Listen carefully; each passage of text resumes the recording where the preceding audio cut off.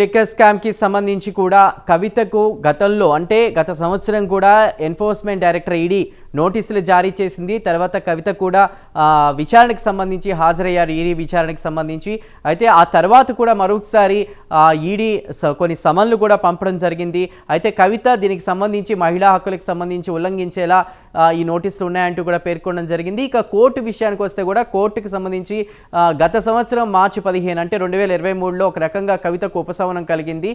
ఇక ఈ సంవత్సరం చూసుకుంటే అదే సరిగ్గా ఏడాది క్రితం కోర్టులో ఉపశమనం కలిగింది. కానీ ఇప్పుడు ఈ మార్చి 15 2024కు సంబంధించి కూడా కవితను అరెస్ట్ చేయడం జరిగింది ఎన్ఫోర్స్మెంట్ డైరెక్టర్ అధికారులు. అంటే ఆమె ఇంటిలోకి వెళ్ళి ఏదైతే వాళ్ళు ఒకటే చెప్తున్నారు, మేము న్యాయబద్ధంగానే అరెస్ట్ చేసామంటూ కూడా ఈడీ చెప్తున్నటువంటి పరిస్థితి. ఈడీకి సంబంధించినటువంటి అధికారులు ఆమె ఇంట్లో సోదాలు చేయడం జరిగింది. దాదాపు 1:45 నుంచి 5:45 ఆ ప్రాంతం వరకు కూడా సోదాలు నిర్వహించారు. ఆ తర్వాత ఆమెను అరెస్ట్ చేయడం జరిగింది. ఏదైనప్పటికీ కూడా ఈ అరెస్టును ఖండిస్తూ వస్తున్నారు బీఆర్ఎస్ పార్టీ నేతలు. ఆమె సోదరుడు కేటీఆర్ హరీష్ రావు విమర్శిస్తుంటే కేసీఆర్ మాట్లాడినటువంటి పరిస్థితి. ఇక దీనికి సంబంధించి కూడా సరిగ్గా ఏడాది క్రితం సమన్లు మంజూరు చేశారు, పంపడం జరిగింది.